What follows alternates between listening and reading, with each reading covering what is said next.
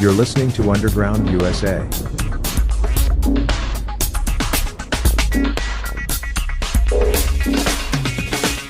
Here's this morning's segment on Talkback with Chuck Wilder, as broadcast on CRN Digital Talk Radio.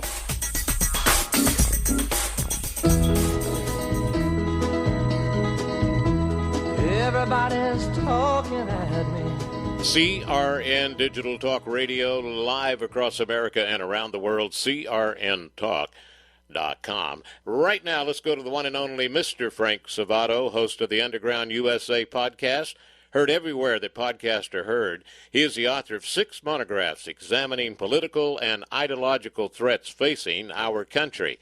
And he can be heard twice weekly on the Captain's America Third Watch, syndicated nationally on the Salem and Genesis Communication affiliate stations. His website, you ready? undergroundusa.com. Hello, Frank. How are you, sir? How are you? Mr. Wilder, hope you had a good Memorial Day. I did have a good Memorial Day. Yes, I wore my Memorial Day Navy shirt and my American flag, and boy, I'll tell you, it's amazing. You know what's interesting is when you go to buy something, and if you're wearing a shirt like that, and then they say, oh, by the way, we have a military discount. I go, oh, well, I just happen to have one of those little badges, and, you know, not a badge, but what would you call it? A card, yes, a little.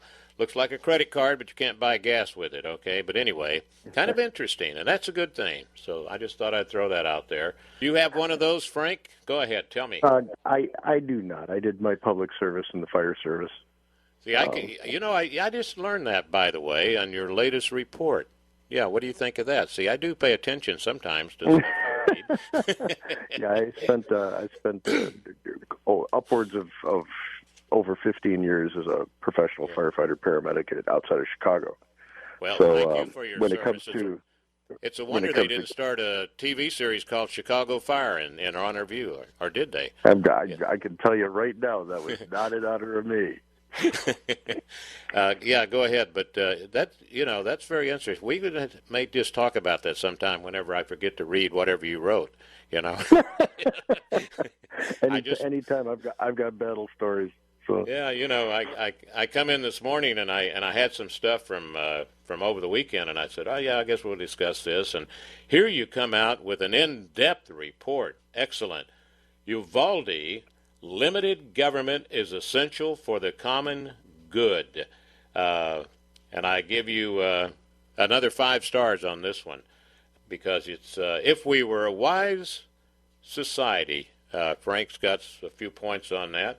He says, while the political opportunists scream in an attempt to score points for their shallowy, naive, and uneducated positions on gun control regarding the Uvalde school shooting, the tragedy, and that's what it is, a tragedy, spotlights some points.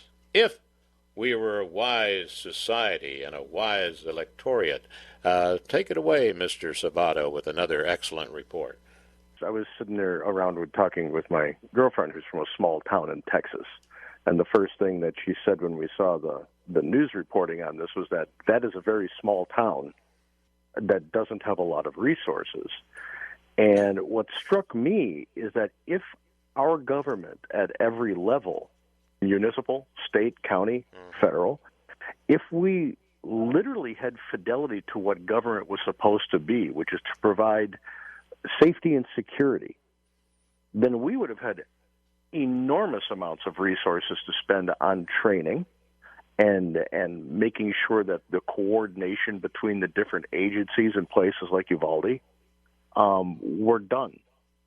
We spend 40% on average, 40% of our municipal and county and state and federal, I'm going to take the federal off that, budgets on law enforcement and law enforcement training and activities. The other 60% goes to some things that can be considered common good, but when you get deeper into how we spend, especially at the federal and state levels, we are spending a lot of money on things that have no relation to safety and security, which is the only mandate of government. So what we're seeing with the muddled communication lines that happened in Uvalde with the creation of a school district police department, which is still kind of shadowy in my mind. Why should a school district have a police department? You make sure that you fund the local police departments with supplemental, if you're the school district, to create resource officers that have the jurisdiction of the town or the county or the municipality. That just kind of shocked me a little bit that a school district. Yeah, let me ask you. They could also have, I think that it was called. They did have, but it wasn't in what's the word I'm looking for? Well, it wasn't going on at the time, but it was called a guardian, school guardian, when you were allowed to have a gun in your desk, and I heard something about they had that, and one of the teachers actually had that, but it was a different classroom or something, and I'm just saying, sometimes that school guardian, so to speak, from a teacher who's well-trained in firearms, that seems to be maybe one of the best solutions that I could ever think of. In a short term, I tend to agree. I mean, you want to, if in fact these things are going to keep happening, and if we do not address mental illness in our society, and if we don't start addressing our society as a whole, the permissiveness of extreme, the embrace of the extreme in our culture when it comes to ideology, which shouldn't be controlled by government. But this is what happens when we don't talk about politics with our neighbors. Well, when we don't talk about religion with our neighbors, we lose a discussion on morality. And with the advent of social media and people being able to believe they're interacting with human beings when actually they are more sequestered than ever before because they have the conduit of a cell phone, we don't get to spot people like Salvador Ramos out in the open. So we have a societal issue that we need to address that's based in morality and based in caring for each other in the private sector where mental health is concerned. We've completely dropped the ball on that. And one of the things I say in this piece and then make the point of is you've got people on the left who are screaming that the government needs to create programs to make sure that everybody is taken care of in every single way that they possibly could ever need. Yet they don't address mental health. And they make it believe, like you mentioned in this article, that it's harder for law-abiding citizens to own firearms with control the level of violent crimes. And they always want to, like you just mentioned, they want to come out with another law, right? I've got a list here. It says nothing, not the National Firearms Act, 1934, the Gun Control Act, 1968, nor the 1994 Brady Act and federal assault weapons ban seems to have made a dent. Neither school shooting or mass shootings in general declined when the ban took place. Well, and there's good reason for that. One is when somebody is mentally ill and they don't present with that in public, or the public doesn't have the opportunity to see it, to experience that mental illness, they can pass every background check in the world. And the other aspect of this is criminals don't obey the law. Yeah. So you can pass as many laws as you want to. Gangbangers in Chicago are still going to be heavily armed. And you take their guns away, and like overseas right now, in Europe, I think it is, they're using knives because they were hammering down on guns. Trying to do so much gun control. So now everybody's being killed by knives. You get rid of knives, you'll go back to the Stone Age when they took away the rocks. They started using clubs. Human beings have been innovative in how to kill one another since the beginning of time. Yep. So if you just remove a tool, you're not addressing the malady in society. And that's the overarching general point of this entire piece. People want to blame things. They want to say there ought to be a law. We have to get rid of guns. We have to make it harder to get guns. You remove the tool, and that underlying desire to inflict violent bodily harm isn't placated. In fact, it could very well frustrate the person that wants to commit those crimes and make them more enraged. So you're not addressing the root cause of these mass shootings, of violent crimes in the city, not even coming close to addressing the root cause. All you're doing is frustrating the effort, which makes them seek out alternative efforts to commit the same carnage. It's like you said, if guns aren't there, you're going to go to knives. If knives aren't there, you're going to go to rocks and sticks. Explosives, cars, you name it. Anything can be used as a weapon. They sure ignored People the guy in animals. with the, you mentioned cars. They sure ignored that guy. Maybe you and I talked about it last week, the guy that, ran down all those people. Yeah. All of a sudden, that wasn't a hate crime. Yeah, and that's because all crimes that have emotions attached to them are all subject to the vetter. Yeah, or the political party, maybe. Maybe the political party, too. Yeah. To me, if someone murders somebody, that's pretty hateful in and of itself. So we're going to say it's a hate crime because there was a skin color difference. That's just treating one demographic differently than another. That's an exercise in divide. Murder is murder. People should be tried for it. If they're found guilty, they should be punished. Mm-hmm. I always remember that the gun didn't kill anybody. It was the person at the end of the gun. Yeah. If you put a gun on a table, it's not going to go around killing people in the room. You need someone to pull the trigger. And that's who's responsible for this. They're going to say that the weapons that he used, he shouldn't have had those. Well, maybe not, but it's not the weapon that did it. It's Salvador Ramos who did it. And it's society that failed to see that he was on that explosive edge at the point when he wanted to walk into a school and shoot everybody. That's not the gun manufacturer's fault. It's not the inanimate object's fault. It's Salvador Ramos's fault, and it's our fault for not seeing that he was a very troubled individual. And we're not addressing that root cause at all. We're just not. Nobody gets onto the political platform and running for office and talks about mental health. Nobody does. It's not sexy. Yeah. Well, not sexy. More, you mentioned how the mainstream media complex is one based mostly on sensationalism, right? Mm-hmm. Which ties in there. The only thing missing is an X. You could get sex out of that word. Back in the days when, and you and I are old enough to remember these days, when journalism was actually something that was kind of a thing. You reported on who, what, when, where, and why, and you got triple sources and you checked your facts. Even then, when it bleeds, it leads was the way it went in the newsrooms. Yeah, they sure want to forget the why. That's for darn sure. Hey, we're coming up on the break here, Frank, and I want to remind the listeners that we're discussing his latest Uvalde. Limited government is essential for the common good.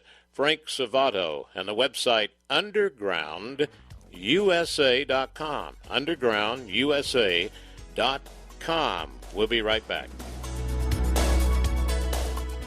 American Express, investigated by the U.S. government, caught processing a Soviet-era politician's dirty money, paid hundreds of millions in fines for deceiving customers. Rather than clean up their act, American Express has gone woke. Employees say people are promoted and told to offer lower premiums based on race. Amex administered critical race theory training that told employees capitalism is racist. American Express. Serve your customers, not woke politicians. Visit unamericanexpress.com. This message was paid for by Consumers Research, a 501c3 educational advocacy group. To learn more, log on to consumersresearch.org. Everybody's talking at me. CRN, Chuck Wilder with Frank Savato, host of the Underground USA podcast, the website undergroundusa.com, discussing his latest Uvalde, Limited Government is Essential for the Common Good. When we get here to whenever you talk about, news reporters, right? And Wolf Blitzer was a good example. It's like sometimes they want to be, I guess, the star of the crowd, the news reporter. It's like, look how important I am and look at this, and I'm going to really put them on the spot here, right? And did this happen in this current active shooter incident?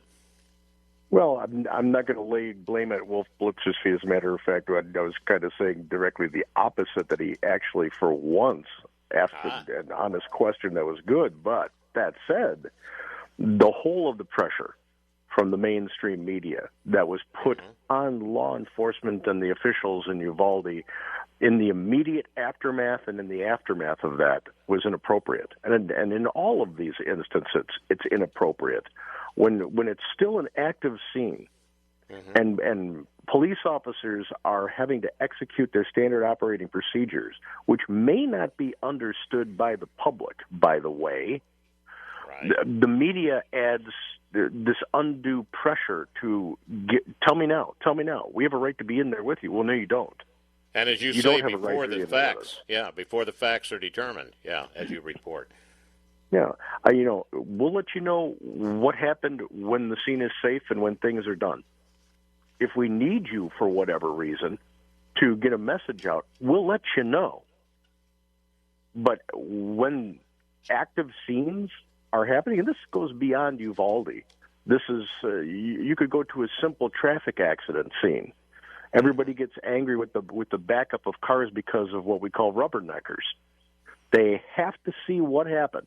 They have to be, they're so self-important that their curiosity takes precedent over the flow of traffic because they need to look at stuff.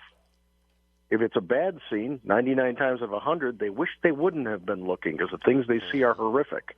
Right. But this is intrinsic in human nature, but it is amplified in the mainstream media complex that is demanding to know things right now. And I don't care what you're doing. You tell me. Well, we're dealing with somebody who's shooting at people. Can we finish our work first before we brief you on what happened? You're not that important. So when you get people who are, and in this case, it was a lieutenant from the Texas Department of Public Safety, which is the organization that deputizes their state troopers. It was a lieutenant, probably somebody who's in the media office, probably somebody who also has a beat, who tried his best to explain that we always operate with scene safety in mind. Yes, we go in and we try to neutralize the shooter as quickly as humanly possible, but you don't go running in. You gather intelligence first. This is what the training is all about. Where is he? How many people does he have? How many people are in the building that we don't know about? Did we do a sweep? How many people are in that room? Are the aggressors in that room? Can we see in that room to figure out where he is? Are the children behind him, in front of him? Are there still children alive? How many are dead? Is there a teacher in the room? Does he have someone he's holding tight for hostage? You want to know all of these pieces of information. So when it's like, Wolf Blitzer asks, isn't the current best practice that doesn't matter how many officers you have in the scene, you run in there and you try to take your best shot at the shooter? Yes and no. And that's what this lieutenant was trying to explain, in which the media ran with, oh, my God, they waited. They waited to go in there and shoot this guy. Why did they wait? Because that's the standard operating procedure. It saves lives in the long run. But when you don't explain that to the lowest common denominator, because today's media tends to be lowest common denominator when it comes to an intelligence quotient, they didn't hear that. Okay, there's a procedure that's in place that's been proven to work in these situations, and they're trying to follow it.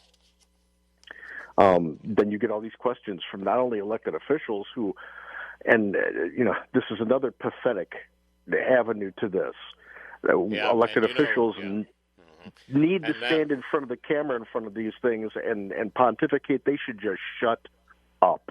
Yeah, and now as we go into this break, Frank, they're throwing the lamb into the fire, and that would be the Uvalde mayor, Don McLaughlin, because I guess it was this morning I saw the headlines, U.S. Department of Justice launching an investigation into the law enforcement response to Uvalde, Texas this week, and it's at the request of Uvalde Mayor Don McLaughlin. But then they start getting into his whole history, I'll tell you. All right. We're going to be right back with the one and only Mr. Frank Salvato, Salvato, undergroundusa.com. Handcrafted exotic blend teas at the lowest shipping cost anywhere. Hi, I'm CJ, owner of the Emerald Coast Tea Company. We ship our premium gourmet blends with Sendle, offering you the lowest shipping prices anywhere, while also being carbon neutral. Excellent tea at the right price.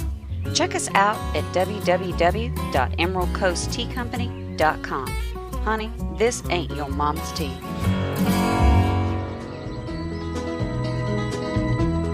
Everybody's talking at me. Chuck Wilder, CRN with Frank Savato, host of the Underground USA podcast, and discussing Uvalde limited government is essential for the common good. And Frank mentioned as he came on, that he was a former first responder, fighter, paramedic, and talking about all the training that goes into it. But then, where does the money go? What's the number one thing? And you say Uvalde is like most municipalities of varying size, from large to small, spends about 40% of its annual budget on emergency services, including law enforcement, 60% on budget items. Wonder what those budget items, would that be like new chairs and cars and parties for anniversaries? Even then, those budget items have a direct line to public safety. Oh, You need to have chairs for dispatchers. You need to have desks for dispatchers and law enforcement officers and firefighter officers and everything else. Anything you could trace back directly to the providing of public safety is something that is legitimately part of any municipality's budget. If you can't trace a line back to public safety directly, then you need to question those budget items. And this is where, and we talk about this from a variety of different angles when we talk, Chuck, the expansion of government. Yeah. This is something that all elected officials want to do, the expansion of government. It's a very rare politician who runs for office saying he wants to relinquish power. They always want to amass power. So the encroachment of government into the responsibilities of the private sector is something that we've become so used to that we don't even think twice about it today when Congress says, oh, there was a tree fell over, we're going to have to do studies on trees falling over, and then we're going to have to start a government program about making sure trees don't fall over. Well, it's not your purview. It's not the purview of government. You just carved out more things to be in control over, and that's not what the United States was supposed to be. From a municipal point of view, it really does need to have that direct line back because budgets aren't as big. Yeah. So talking about budgets, okay, just real quick here, and you're so lucky that Frank is on, and especially if you live in California or Connecticut, or where's this other? Pleasure Beach, Connecticut, right? Okay, that's what it's mentioned. Pleasure Beach. Yeah, it sounds nice. It's like you were talking about small towns. Your girlfriend, No Trees, Texas. I don't think there's a Texas town smaller than that one, but I got to check that out. Okay, bring that one up to her. Now then, active shooter training exercises could be funded. This is Frank's report. And how many of those training sessions could facilitate the coordination of first responder resources if our elected leaders weren't addicted to spending taxpayer dollars on items? And give them one they're doing in California where the money's going. This will get you going. This was out of Jeff Coburn's Pig book, and I find this one to be just stunning. Yeah. They appropriated money for tattoo removal in California. Oh. So if you're one of those people that needed to have the sleeve or needed to have a vine growing from your toe to your head all over your body, if you realize that maybe that's not flying in the business world that you're in and you need to get it removed, you can actually get taxpayers to help pay for that removal. I don't see where that's a direct line to public safety. No, absolutely. Or the securing of private property, but our government has said that taxpayers will pay for something like that. And then in Texas, they had water taxi services. What? I think wait a that minute. was in Connecticut. That was they subsidized water taxi service in Connecticut. Oh, Which, virtual space exhibits. Okay, I'm sorry. Yeah, I went ahead. I just had my highlighted pen and I didn't. Yes, it's my mistake. I'm sorry, mistake. yeah, the virtual space, and this isn't about NASA.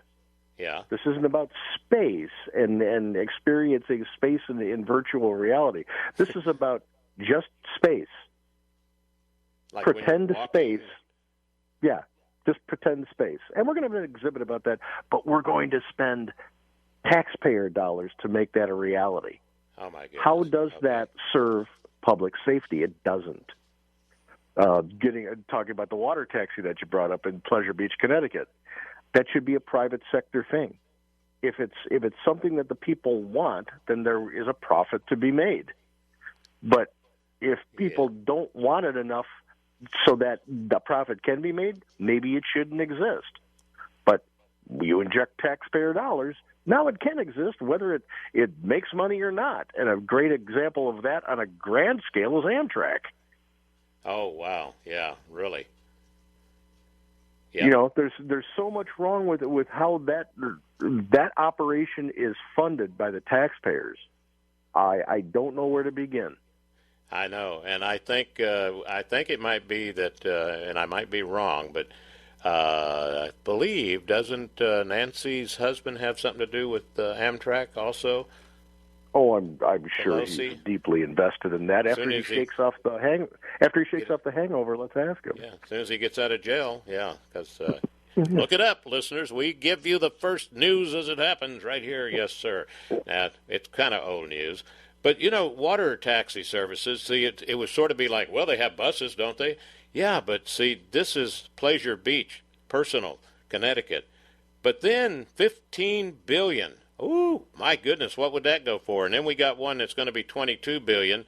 But $15 billion to save, are you ready? Is it the whales? No. What is it, Frank? You could almost forgive them if it was for the whales. At least it was a living creature. This is to save the entertainment industry during COVID.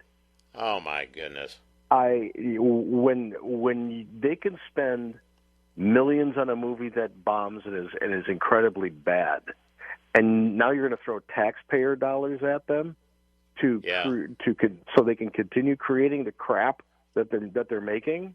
Should have spent $15 billion to save the baby food, you know. $15 billion to upgrade the plants for baby formula. Yep, that probably would have been a better thing to do because it serves the public safety. The entertainment industry doesn't do anything for public safety. They still don't mention all that baby food that went to the southern border. No, all of a sudden that's just left the news cycle. You're just a mean-spirited man, Chuck. Those poor little illegal alien babies. I think all little babies should have formula, and I think the race drivers should have a formula. Isn't it Formula One? Yeah. Okay, never mind. If they were saying that we had you've got to remain in Mexico while you apply to come here if you're an illegal alien, I would have even supported saying, well, let's figure out how to get the babies in those people who are waiting to cross over. Let's see how we can get them some sustenance over the border. If it was through a charitable organization, because I'm going to tell you charities something. Do. My weird thinking, Frank's known me for a long time, and nothing surprises him. But for some reason over the weekend, and I'm plenty of time to watch a little bit of TV and the baby formula, and the shooting. And I'm thinking, I saw one today where this woman has twins, I think it is, and they need a special baby formula or they're going to die, right? And I'm thinking, baby formula, wow. Now they're trying to, make sure they can keep having abortions. I wonder if this ties in with, meanwhile, here's another way to get rid of little ones, right? But here's one, $22.7 billion for indoctrination centers. Oh, wait a minute, I read that wrong. It's colleges and universities, yes. Yeah, and that one should make everybody upset. Yeah. When you understand the many different revenue streams that go into colleges and universities, not only from alumni, but from tuition that is at this point heavily subsidized by tax dollars through student loans that they're trying to forgive now, through grants. They need to be able to sustain on their own. Unless they're a state university that has allocated funding, which they should exist within, by the way, we shouldn't be spending taxpayer dollars on colleges and universities. For what reason? For what reason? I would rather see the federal government, and I am against this, by the way, but it would be more palatable to me if we were subsidizing trade schools than today's regular colleges and universities, because that has a direct bearing on creating infrastructure and housing. And I can find a crooked line back to public safety and security from subsidizing trade schools. But one-eyed black American I'm identifying as a black raccoon African studies majors, I don't see where that benefits society at all, and I don't think my tax dollars should ever go to subsidized ridiculous degree programs like that. Yeah, and maybe they should bring back, like shop classes in high school and home ec. Yeah, home ecing, and even let the boys and girls who, no matter what, sex you're identifying as, you can actually, have homemaking or shop classing or whatever. But you know what? Here is where it should upset you a little bit, okay? Let me see here. Well, we had $15 billion to save the entertainment industry, right? Yeah. But here's one, $10 million for a gender program, and you're saying, my goodness, will they ever get off of that in the United States? No, don't worry about it. It's going to Pakistan. $10 million of our money for gender programs in Pakistan. Can you even come close to describing why they would get $10 million in Pakistan? Not for a gender studies program, no. Not for any kind of gender, because they are a Sharia law nation. And that means, and we've talked about this quite a bit in the past over the years, under Sharia, a woman is worth half that of a man. That's it, period, dot, no more discussion about it. So why would you drop a dime over there to promote gender equity studies when the women attending those classes would be spotlighted to be reprimanded by their male counterparts? Yeah. It's like putting a bullseye on their back. It's the dumbest allocation of money I've ever heard. I think, as I understand, and because I saw a lot of film, and I thought it was in Pakistan or that area, where if you were gay, they would take you up to the top of a 5-story building and push you off. That's Iran, but that's another Islamic republic. Yeah. In an Islamic republic, especially if they're devout, and Pakistan is a devout nation, they've got a lot of corruption there, just like every other Islamo-fascist republic over in the Middle East. But especially in the hardcore places like Pakistan and Iran, they don't tolerate homosexuality. They see women as half that of a man. Children are possessions. Women are possessions. And there are some steep penalties for being caught outside the dictates of Sharia. And like you said, for homosexuality in Iran, they just march you up off a building, push you off. Yeah, unbelievable. And if a woman gets raped, she has to have 9 men four say witnesses. that she for witnesses. Unbelievable. Four witnesses. Now, not often that somebody who's going to rape a woman invites an audience. Yeah, absolutely. Now, the last one here I'm going to mention, I think it has to do with finding 4-leaf clovers. I'm not sure. $15 million to Ireland. Yeah, and that's just because. Just because. When I was reading deep into this, it was like to promote discussion between the two factions that just don't seem to like each other, but there's no benefit to the United States. It's just because we like Ireland. We're just gonna give them $15 million to get them to sit down and have lunch and talk to each other. We've got enough problems here at home, and this is why I circle back to Uvalde and issues like Uvalde. Part of the criticism that's coming, and it's legitimate criticism, but it should be tempered with a realistic view, is that when you train as a first responder, you train every day. You do. I would go on shift, and that was what you did during the day, was you trained. If you weren't responding to calls, you were training. And imagine how much more coordinated and much more seamless the response to Uvalde would have been if we took the $22.7 billion for colleges, the $15 billion for the entertainment industry, the $15 million to Ireland, the $10 million to Pakistan, and all of the other things we talked about that are wrongly subsidized by our governments at every level, and we put it into actually creating the coordinated training that we need to respond potently and lethally, if we have to situations like Uvalde. Imagine how much quicker and better our responses would be if training was all the time. That is public safety.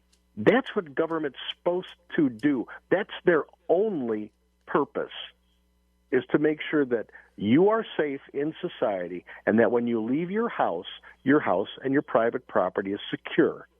That's what government is for. It's not for, well, let's see, we have to be benevolent with your money because, well, we believe it's the right thing to do. And it's not for defunding the police, all right, as we take our final break. Hey, when we come back, we'll touch on it takes a trigger finger to slaughter a village. Not much time on the other side, but always keep up with Frank Savato, okay? Go to undergroundusa.com. undergroundusa.com. Be right back.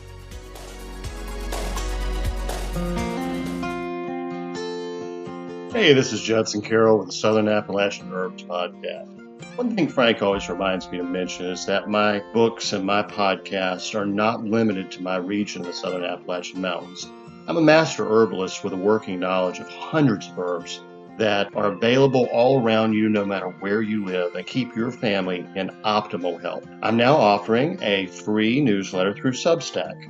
Please find me on Substack at Judson Carroll Master Herbalist or judsoncarroll.com, and I look forward to communicating with you in the future. Thanks.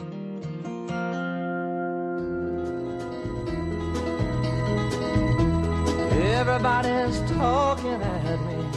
CRN Chuck Wilder with Frank Savato discussing Uvalde. Limited government is essential for the common good. And so, like you say, it is clear that Ramos was a troubled individual, and you look at his background, and it proves this without a doubt, right? Oh, it always comes out after the fact. Yeah. What if we would have had? If only. And if only. I'm dating myself again, but if we existed in the era before cell phones, where everybody walked around looking down instead of conversing and interacting with people one-on-one in real time, people could have seen that maybe something wasn't right with Salvador Ramos. Maybe there's an issue here that needs to be addressed. And in times past, there would have been private organizations to be able to approach about this. But today we don't do that. You know, not only do the powers that be avoid the issue of mental health at all cost, they tend to endorse and sanction the extreme in our society, saying you can't judge. Okay, you shouldn't be concerned because that just may be the way that person wants to identify. He has a right to be that way. You shouldn't probe and judge and be concerned because that's like being a bigot. So they sanction this inane perspective that biological males can identify as pregnant and pedestrian. Yeah. There can be a pedestrian embrace of 22 different sexual orientations. These are extreme ideological visions that the far left has dragged into the mainstream as a new normal. It allows them to create victims out of the extreme. But it also loses the Salvador Ramoses in that mix, to where when you are not looking with a critical eye at society and you're saying the color spectrum has to be infinite and we have to accept everything in that infinite spectrum, you're not going to find the Salvador Ramoses. Right. You're not going to be able to see them. And sometimes Frank, when we don't embrace the idea that we've got to do something about mental health, this is what you get. And even now, sometimes you've got people that are already doing the lesser crime that are not being locked up, or they're getting out, hours after they were arrested. And it shows you that, the rioting and the stuff like that and carrying the guns and shooting and all this. And, and they're getting out scot-free almost instead of, being analyzed or locked up for a while. And I don't know if Salvador Ramos ever got into that category, I don't know if he had a criminal history or not. I guess they're looking into that. Was he ever arrested? Did he get out? Was he ever had to go to any classes? You know what I'm saying? Well, this is what happens when politics and ideology reign over and encroach upon what government is supposed to be. It's supposed to be about public safety. Hey, I appreciate it, sir, and look forward to our next visit, which might be next Monday, because Frank's becoming a regular on Monday, and today he got to do it Tuesday, and he was even better. So there you go. Yeah. Thank you, Mr. Wilder. We'll talk to you next time. Thank you, Mr. Sabato. UndergroundUSA.com. Thank you, Slade. Thank you for listening. A lot of thank yous, and God bless the United States of America.